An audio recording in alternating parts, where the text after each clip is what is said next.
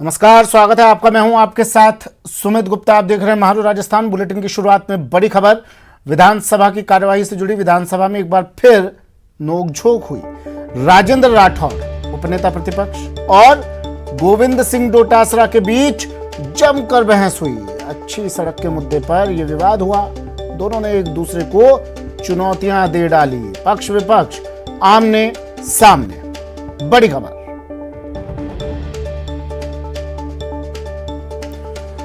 विधानसभा की कार्यवाही और आज सड़क पर संग्राम। सदन में उपनेता प्रतिपक्ष राजेंद्र राठौड़ और गोविंद सिंह डोटासरा के बीच जमकर तीखी बहस, नोकझोंक। सड़क को लेकर यह बहस हुई और पक्ष और विपक्ष आमने सामने हो गया। राजेंद्र राठौड़ और डोटासरा के बीच सड़क के मुद्दे पर बहस। श्री नारायण सिंह देवल, आपकी तरह मैं मिनी बस की सवारी नहीं थे। हम 22 नहीं है, 73 नौजवान खड़े बैठे हैं। 1 मिनट में नाकों चबा देंगे चढ़ा। 73 बैठे हैं। क्या किया था आपने हमारे साथ, क्या किया था? आपको शर्म ही नहीं आती है कहते हुए, इस तरह की डिमांड करते हुए? क्या बात कर रहे हो आपने 2014 में क्या किया था हमारे साथ? बैठिए। एक हैंडपंप नहीं दिया था हमको। सड़क छोड़ दीजिए, एक हैंडपंप नहीं दिया था तुम लोगों ने। आप लोगों ने एक विधानसभा में सर्वश्रेष्ठ विधायकों की घोषणा की गई। बीजेपी के बाबूलाल झाड़ोल सर्वश्रेष्ठ एमएलए बने हैं। कांग्रेस की मंजू देवी भी सर्वश्रेष्ठ विधायक बनी। स्पीकर सीपी जोशी ने सदन में इसकी घोषणा की। 15वीं विधानसभा के लिए चयन किया गया। सर्वश्रेष्ठ विधायक का पुरस्कार प्रदान किए जाने का निर्णय लिया गया। श्री बाबूलाल झाड़ोल, श्रीमती मंजू देवी, इस बार हमने 2 दिया, श्रीमती मंजू देवी। मैं सदन की तरफ से दोनों माननीय सदस्य को बधाई देता हूं और आशा करता हूं कि इन माननीय सदस्यों की जो विशेषता है उसको आप नोटिस करेंगे और उस तरह का व्यवहार करने की कोशिश करेंगे। दोनों माननीय सदस्य की सदन में उपस्थिति, डिसिप्लिन, क्वेश्चन पूछने के बारे में और इनकी वरिष्ठता, इनको ध्यान में रख के हमने सर्वसम्मति से निर्णय लिया। मैं आशा करूंगा कि अगली बार 2 दिए हैं तो 3 या 4 आदमी इसके लिए क्वालिफाइड कर सकें तो सदन की ज्यादा गरिमा बढ़ेगी। मैं आपसे अपेक्षा करता हूं। एक बार मैं पुनः आप सबकी तरफ से, मेरी तरफ से दोनों विधायक को बहुत बहुत मुबारकबाद देता हूं। और बड़ी खबर आ रही है जोधपुर से। जोधपुर के फलौदी में लूटपाट की वारदात को अंजाम दिया गया। फायरिंग कर व्यापारी से लूट की गई। फायरिंग में व्यापारी घायल हो गया। व्यापारी के बेटे पर भी फायरिंग की गई। व्यापारी के बेटे को भी गोली लगी है। इलाज के बाद व्यापारी जोधपुर रेफर। फलौदी के बेगटी गांव की घटना। बड़ी खबर जोधपुर से। जोधपुर के फलौदी में लूटपाट, फायरिंग कर व्यापारी से लूट।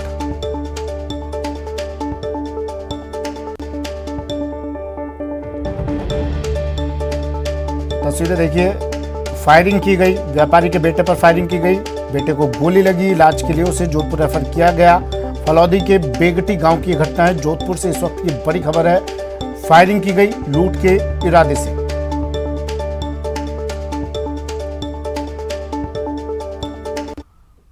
बढ़ते हैं अगली खबर की ओर। बात कर्नाटक हाईकोर्ट के बड़े फैसले की। हिजाब विवाद पर कर्नाटक हाईकोर्ट ने आज एक अहम फैसला सुनाया है। कोर्ट ने कहा कि हिजाब पहनना इस्लामी आस्था की अनिवार्य प्रथा नहीं है। हाईकोर्ट के चीफ जस्टिस की अध्यक्षता वाली 3 जजों की बेंच ने फैसला सुनाते हुए कहा कि क्लासरूम के अंदर कोड ऑफ कंडक्ट जरूरी है।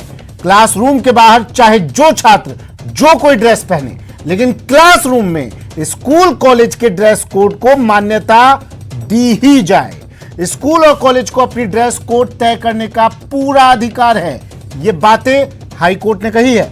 आपको बता दें कि मुस्लिम छात्राओं ने अदालत से गुहार लगाई थी कि हिजाब पहनना भारतीय संविधान के तहत एक मौलिक अधिकार है, इसलिए स्कूलों कॉलेजों में हिजाब पहनने की अनुमति दी जाए। लेकिन हाईकोर्ट ने, कर्नाटक हाईकोर्ट ने तमाम याचिकाओं को सिरे से खारिज कर दिया। ऐसा फैसला है जिसको सभी को इंतजार था। हर एक पढ़ाई करने वाले बच्चों को, जो बहुत टाइम से ये बात चल रही थी कि आखिर हिजाब कॉलेज में पहन के आया जाए या नहीं आया जाए। इसके ऊपर काफी सारी चर्चाएं हो रही थी और एजिटेशन भी चल रहा था।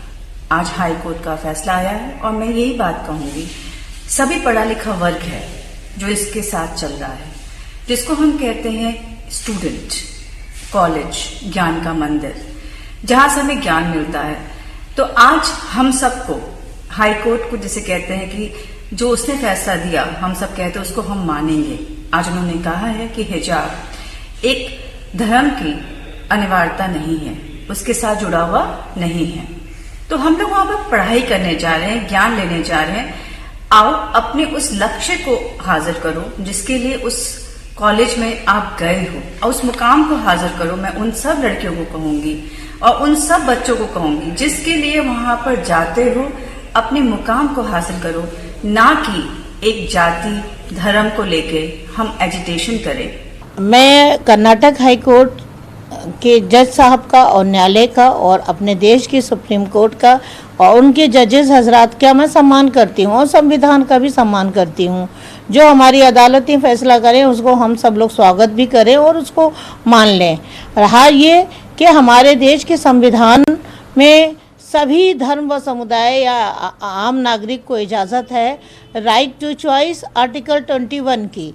अब अगर शिक्षण संस्थान अपने नियम बना रहे हैं, अगर स्कूल में यूनिफॉर्म है तो हमें स्कूल का यूनिफॉर्म फॉलो करना चाहिए, क्योंकि हमारे लिए सबसे पहले एजुकेशन है, हमारे लिए सबसे पहले शिक्षा है। और इस्लाम में हिजाब पर कोई इतना बड़ी सख्ती और कानून नहीं किया है। उन्हीं ने कहा है एक आप सब और शालीन तरीके से सर को ढाक लीजिए। अब चाहे वो दुपट्टे से झांकें, चाहे वो घूंघट से ढाकें, या हम अपने हिजाब से या स्कार्फ से ढाकें। अगर हमारे स्कूल के यूनिफॉर्म में अगर इस तरह की ड्रेस है और किसी चीज़ को मना किया गया है तो हम सब भी शालीन ड्रेस पहन करके स्कूल के यूनिफॉर्म को फॉलो करें। हमारे देश में जो हमारे ऑनरेबल जजेस ने कहा है उनको तो हमको ओबे करना ही है। और ये मैटर जो है उन्होंने बहुत सोच समझ के गौर फिक्र से बहुत टाइम लिया है और 200 पेज का जजमेंट है, तो उनके रीजंस भी उन्होंने बताए हैं और मैं इससे सहमत हूँ। क्योंकि ऐसा है कि ये कोई हिजाब पे बैन नहीं है। सबसे पहले आई थिंक मिसअंडरस्टैंडिंग ये है कि हिजाब पे बैन है, हिजाब पे बैन नहीं है। लेकिन आप कहीं भी पहन सकते हो, आप शॉपिंग गए, आपके घर में है, आप कहीं पे पहन सकते हो। लेकिन जब आप स्कूल में जाओ तो एंटर करो क्लासरूम को, तो सब यूनिफॉर्मिटी होना चाहिए, नो डिस्क्रिमिनेशन होना चाहिए, रिलीजन न्यूट्रल होना चाहिए। आई थिंक वो बात से मैं सहमत हूँ कि स्कूल का डिसिप्लिन जो है, जो भी स्कूल में आप जाओ और वहाँ का जो डिसिप्लिन है वो आप फॉलो करो। कर्नाटक हाईकोर्ट का महत्वपूर्ण फैसला, हिजाब को लेकर के जो सुनवाई चल रही थी, मुस्लिम छात्राओं द्वारा कर्नाटक हाईकोर्ट में जो रिट लगाई गई थी उस पर महत्वपूर्ण फैसला आया है। और कहीं ना कहीं ये बात साबित होती आई है कि विश्वविद्यालय हो या शिक्षा के कोई भी संकुल, उसमें इस तरह की बात बेमानी है।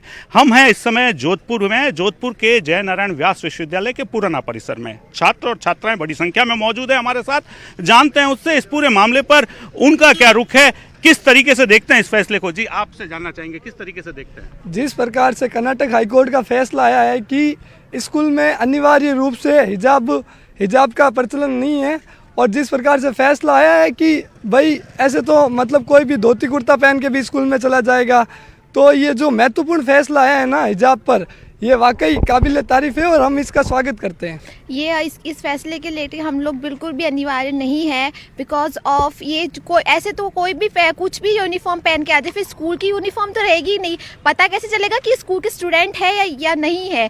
इसलिए जो कोर्ट ने फैसला लिया वो एकदम सही है। एग्जैक्टली कोर्ट ने जो फैसला लिया वो बिल्कुल सही है। अगर आप यूनिफॉर्म रख रहे तो धर्म से रिलेटेड तो बिल्कुल नहीं होना चाहिए। माननीय हाईकोर्ट के फैसले का हम सभी स्वागत करते हैं। चाहे शिक्षा का कोई भी परिसर हो, कोई भी कैंपस हो, उसका एक यूनिफॉर्म होता है जिससे समानताएं बनी रहे, चाहे वो किसी भी धर्म जाति से आता हो। हाईकोर्ट ने जो फैसला दिया हम स्वागत करते हैं। अगर बुर्के, हिजाब या दूसरे जो भी धर्म से संबंधित ड्रेस है वो अलाउ कर देंगे तो वहाँ शिक्षा का वातावरण अनुकूल नहीं रहेगा। भारत एक धर्मनिरपेक्ष देश है, तो इस आधार पर ये ड्रेस कोड नहीं होना चाहिए। सर, ये धर्मनिरपेक्ष राष्ट्र है तो इसमें मैं यही कहना चाहूँगा शिक्षा सबसे ऊपर होनी चाहिए। हिजाब को देखते हुए, जैसे कि आप सबको पता है कि यूपी चुनाव जैसे ही पास में इनको एक राजनीतिक मुद्दा मिला, तो तो इसको अपने धर्म के हिसाब से इनको बांटा गया, जिससे जो अपना मुस्लिम समुदाय है उसको अलग अलग बांटा जाए। ये कहीं नहीं लिख रखा है कि हिजाब के अंदर ही स्कूल में अनिवार्य हो, कभी भी ये नहीं लिख रखा है। तो कर्नाटक का जो फैसला हुआ है उसके लिए हम सभी बहुत खुशी हैं और उसका स्वागत करते हैं। निरंतर इसी तरह फैसला लेते रहे कर्नाटक सरकार, आपसे ये मेरा आग्रह है। जोधपुर से कैमरा पर्सन शेर सिंह के साथ रंजन दवे, न्यूज़ 18 राजस्थान। के कारण से विद्वेष पैदा करने का प्रयास करें क्योंकि ड्रेस कोड जो भी विद्यालय में बनाते हैं वो सब सोच समझ करके बनाने का प्रयास करते हैं, जिससे किसी की भावना को ठेस नहीं लगे। कोर्ट का फैसला सही है, 100% सही है और हम तो उसकी सम्मान भी करते हैं और सबसे भी निवेदन करते हैं कि न्यायालय के इस फैसले को शिरोधार्य करें और जो भी विद्यालय की ड्रेस कोड उसके अनुसार पालना करें। आगे इसके नतीजे क्या देखते हैं आप? देखो, मैं सोचता हूँ कि कुछ शरारती लोग जो है ना, इन बातों को लेकर के देश में विद्वेष पैदा करने का एक षड्यंत्र कर रहे हैं। इन षड्यंत्रकारियों से सावधान रहने की जरूरत है। देखिए, इस देश में संविधान बना हुआ है और संविधान के अनुसार जो फैसले होते हैं उन फैसलों को पूरा देश स्वीकार करता है। इस देश में एक नई दिक्कत खड़ी हो गई है कि भारतीय जनता पार्टी बेवजह मुद्दों को क्रिएट करके और उनका वर्टिकल डिवीजन करना चाहती है। इस देश में हर धर्म का सम्मान है।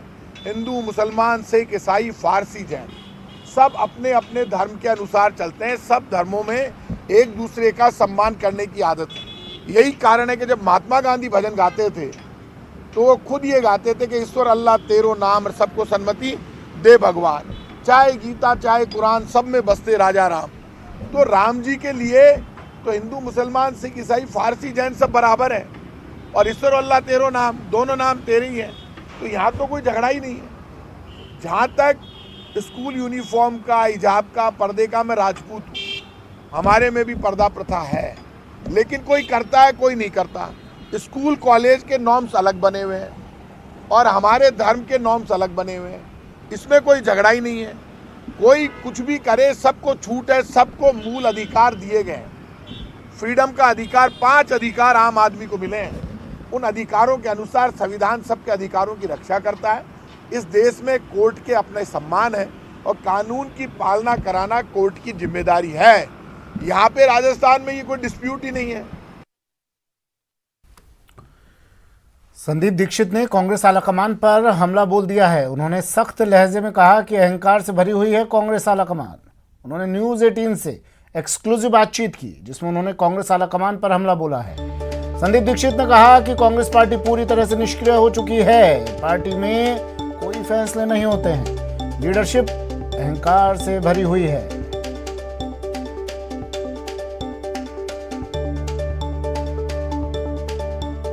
संदीप दीक्षित उनसे बात करते हैं। कपिल सिब्बल ने जो एक बड़ा बयान दिया और कहा है कि अब जरूरत होगी कि गांधी परिवार से अलग कोई आए जो कि पार्टी की कमान संभाले।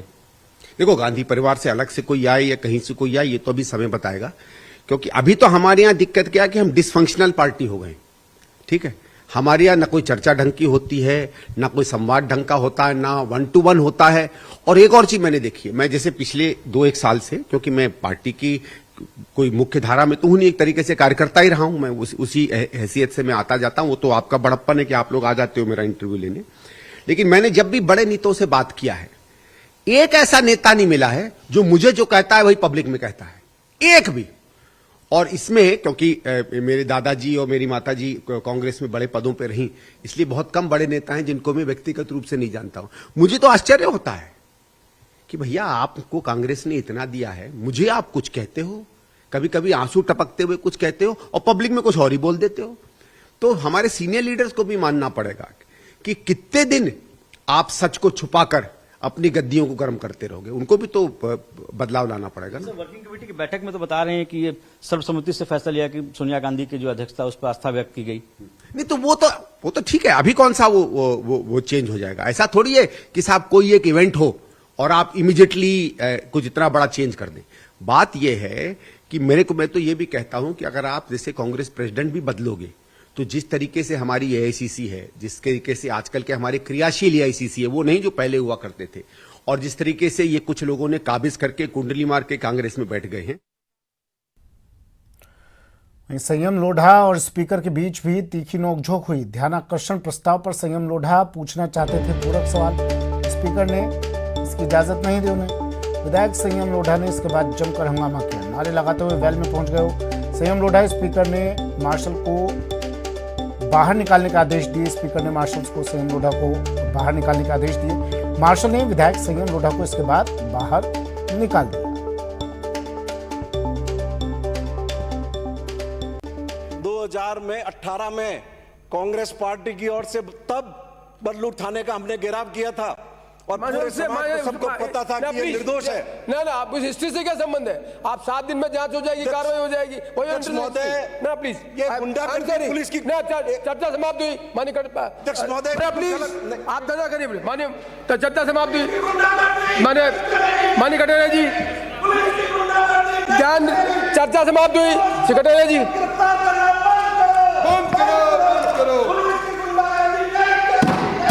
माननीय सदस्य, I will name you. You have no right to do it. माननीय सदस्य, I will throw you out. I will throw you out. पहले प्लीज, ये घर का काम नहीं है।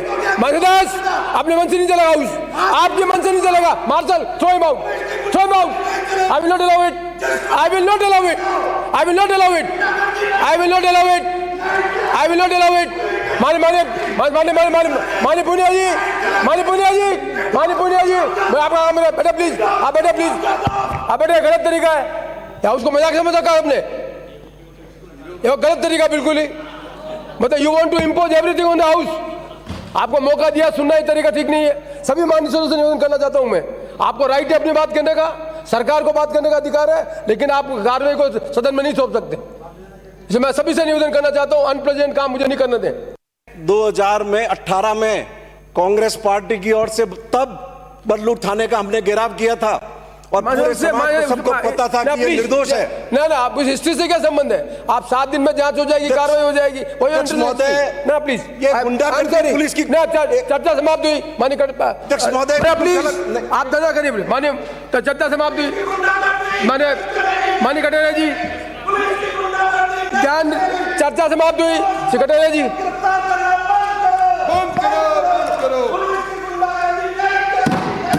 माननीय सदस्य, I will name you. You have no right to do it. माननीय सदस्य, I will throw you out. I will throw you out. पहले प्लीज, ये घर का काम नहीं है। माननीय सदस्य, अपने मन से नहीं चलेगा हाउस, आपके मन से नहीं चलेगा। Marshal, throw him out. Throw him out. I will not allow it. I will not allow it. I will not allow it. I will not allow it. I will not allow it. माननीय पुनिया जी, मैं आपका बेटा please, आप बेटा please, आप बेटा गलत तरीका है या उसको मजाक समझ रखा आपने? ये गलत तरीका बिल्कुल ही। मतलब you want to impose everything on the house. आपको मौका दिया, सुनना ही तरीका ठीक नहीं है। सभी माननीय सदस्यों से निवेदन करना चाहता हूं मैं, आपको राइट है अपनी बात करने का, सरकार को बात करने का अधिकार है, लेकिन आप कार्रवाई को सदन में नहीं सौंप सकते। इसलिए मैं सभी से निवेदन करना चाहता हूं, अनप्रेजेंट काम मुझे नहीं करने दें। तो विधानसभा में हंगामा, संयम लोढ़ा और स्पीकर के बीच तीखी नोकझोंक। ध्यानाकर्षण प्रस्ताव पर संयम लोढ़ा पूरक सवाल पूछना चाहते थे, लेकिन स्पीकर ने संयम लोढ़ा को इजाजत नहीं दी, जिसके बाद संयम लोढ़ा ने जमकर हंगामा किया, नारे लगाते हुए वैल में पहुंच गए संयम लोढ़ा।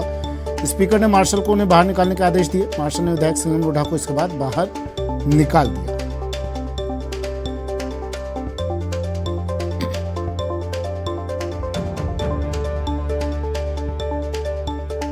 सीएम सलाहकार हैं तो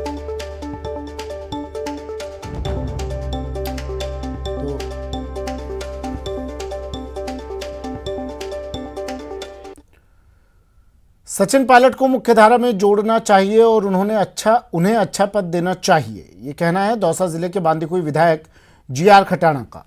उन्होंने कहा है कि पायलट का पूरी राजस्थान में वर्चस्व है और दौसा में पायलट परिवार ने लंबे समय तक राजनीति की है। इसके साथ ही विधायक खटाणा ने प्रदेश में 2023 में फिर से कांग्रेस की जीत का दावा किया है। देखिए, ये बात सही है कि सचिन पायलट को मुख्य धारा में जोड़ना चाहिए और ख़ास तौर से जो हमारी ईस्टर्न बेल्ट है, जिसमें दौसा उनका गृह क्षेत्र है, यहाँ पे उन्होंने लंबे समय तक उनके परिवार ने काम किया। तो मैं पूरी उम्मीद करता हूँ कि एआईसीसी और केंद्रीय नेतृत्व इस बात पे पूरा विचार करेगा और सचिन पायलट जी को वापस मुख्य धारा में लाके और उनको कोई ना कोई अच्छा पद देकर नवाजा जाएगा। बाड़मेर में न्याय की मांग को लेकर 4 दिन के मासूम के साथ परिजन धरने पर बैठे हैं। ये धरना चौहटन सामुदायिक स्वास्थ्य केंद्र में नसबंदी के दौरान हुई विवाहिता की मौत को लेकर किया जा रहा है। मोर्चरी के आगे समाज के लोगों के साथ धरने पर बैठे परिजनों का कहना है कि 4 दिन बाद भी उनको न्याय नहीं मिला है और जब तक उन्हें इंसाफ नहीं मिलेगा वो धरना देते रहेंगे। परिजन लापरवाह चिकित्सकों के खिलाफ कार्रवाई, पीड़ित परिवार को 25 लाख का मुआवजा और परिवार के एक सदस्य को सरकारी नौकरी दिए जाने की मांग कर रहे हैं। बता दें कि शनिवार को चौहटन सामुदायिक स्वास्थ्य केंद्र में नसबंदी शिविर में गीता देवी की नसबंदी के बाद अचानक तबीयत बिगड़ गई, फिर उसकी मौत हो गई। 4 दिन हो गए हैं और धरने पे हम बैठे हैं। सरकार हमारी मांगे मंजूर की नहीं, झूठा आश्वासन पे रोक के रखा है। जब तक हमारी ये मांगे 25 लाख रुपए परिवार की को सहायता और इसी परिवार का एक आदमी नौकरी में रखें और बाकी जो NGO वालों ने जो बच्ची की मौत करके रखी है इनको गिरफ्तार, ये 3 मांगे मंजूर की तो हमें मंजूर न तो शव 50 दिन तक हम यहाँ ही बैठे रहेंगे, शव उठाने नहीं देंगे। चौथा दिन है अभी तक धरने में बैठे, अभी तक हमारी कोई मांगे पूरी नहीं की गई। जब तक हमारी मांगे पूरी नहीं करेंगे तो हम इसी तरह धरने पे बैठे रहेंगे। और ये डॉक्टर की लापरवाही की वजह से मेरी सिस्टर की डेथ हुई है। जब तक डॉक्टर और NM को अरेस्ट नहीं करेंगे तब तक हम धरने पे बैठे रहेंगे। और अब बात हक के लिए हल्ला बोल की, इसे लेकर जगह जगह संग्राम देखने को मिला है।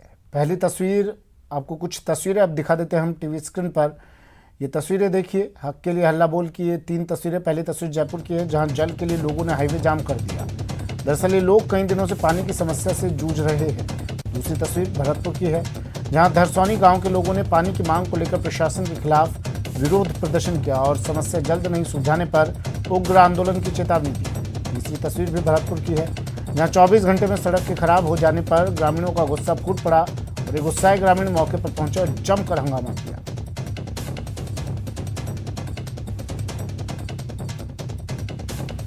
भरतपुर जिले में 24 घंटे में सड़क के खराब हो जाने पर ग्रामीणों का गुस्सा फूट पड़ा। नाराज ग्रामीण मौके पर पहुंचे और जमकर हंगामा करने लगे। ग्रामीणों का आरोप है कि अपने फायदे के लिए सड़क निर्माण में ठेकेदार ने घटिया सामग्री का इस्तेमाल किया, जिसकी वजह से 24 घंटे में ही सड़क जगह जगह से उखड़ने लगी। देखिए, सीकरी उपखंड के इस सड़क को इसे 60 लाख की लागत से बनाया गया था, लेकिन 24 घंटे बाद ही सड़क की सूरत बिगड़ने लगी। इसे लेकर ग्रामीणों ने इलाके के विधायक को फोन पर शिकायत की तो विधायक ने विभाग के डीग AEN को मौके पर भेजा।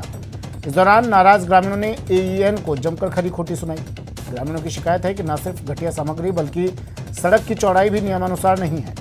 हालांकि PWD विभाग के अधिकारियों ने ग्रामीणों को समझाने की कोशिश की और मजबूत सड़क बनाने का भरोसा दिया, लेकिन नाराज ग्रामीण नहीं माने और सड़क का काम बंद करवा दिया।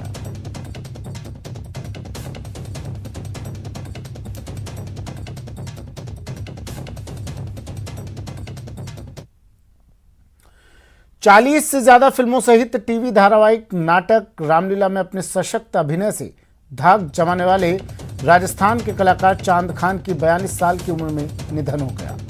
चांद खान के निधन पर फिल्म जगत में शोक की लहर है। मौत के कुछ समय पहले तक चांद खान पाली में भोजपुरी फिल्म की शूटिंग कर रहे थे। चांद खान के निधन के बाद उनके परिवार की मदद के कई साथी कलाकार आ गए और सरकार से भी मदद की गुहार लगाई।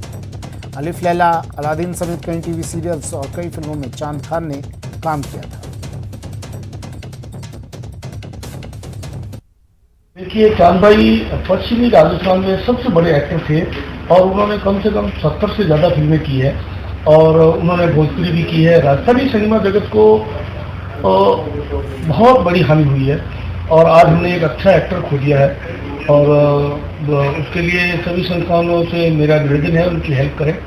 चांद एक इतना अच्छा एक्टर था, इतना अच्छा इंसान था, उसको लोग जिन के नाम से जानते थे क्योंकि उसने काफ़ी फिल्मों में, सीरियल में जिन का, खासकर अलिफ लैला में वो जिन बना था, नीमा देव। तो बहुत पृथ्वीराज चौहान सीरियल आया था, उसके अंदर भी वो था जोगी जयपाल, जादूगर जोगी जयपाल का। तो उसका नेचर ऐसा था, जिनका कॉमेडी, मेरे साथ बहुत सारी फिल्मों में कॉमेडी और विलेन का रोल किया है।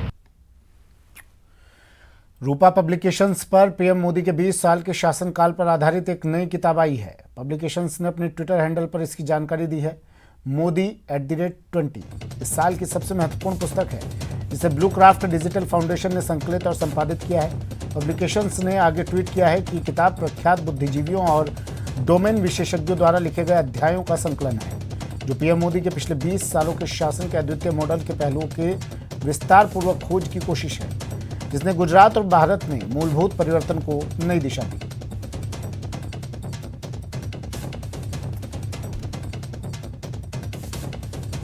ट्वीट किया है पीएम मोदी के 20 साल के शासनकाल पर नई किताब आई है और इसकी जानकारी ट्वीट कर दी है Modi@20। इस साल की सबसे महत्वपूर्ण, जिसे ब्लू क्राफ्ट डिजिटल फाउंडेशन ने संकलित और संपादित किया है। रूपा बुक्स ने ये ट्वीट किया। रूपा पब्लिकेशंस पर मोदी के 20 साल के शासनकाल पर नई किताब। होली के मौके पर मेहंदीपुर बालाजी के दर्शनों के लिए भारी संख्या में श्रद्धालु पहुंच रहे हैं। आज मंगलवार के दिन बालाजी के दरबार में लाखों श्रद्धालु उमड़े। होली का मौका है, इसलिए अगले 3 दिनों तक मेहंदीपुर बालाजी में लाखों श्रद्धालुओं की ऐसे ही भीड़ रही। बालाजी महाराज के दर्शन करने के लिए मंदिर के अंदर श्रद्धालुओं की जितनी लंबी लाइन लगी है, वहीं मंदिर के बाहर भी श्रद्धालुओं की भारी भीड़ देखी जा रही है। बालाजी महाराज के दर्शन के लिए मेहंदीपुर में राजस्थान, दिल्ली, हरियाणा, उत्तर प्रदेश, मध्य प्रदेश सहित कोने कोने से श्रद्धालु पहुंच रहे हैं और बालाजी महाराज के जयकारे लगा रहे हैं।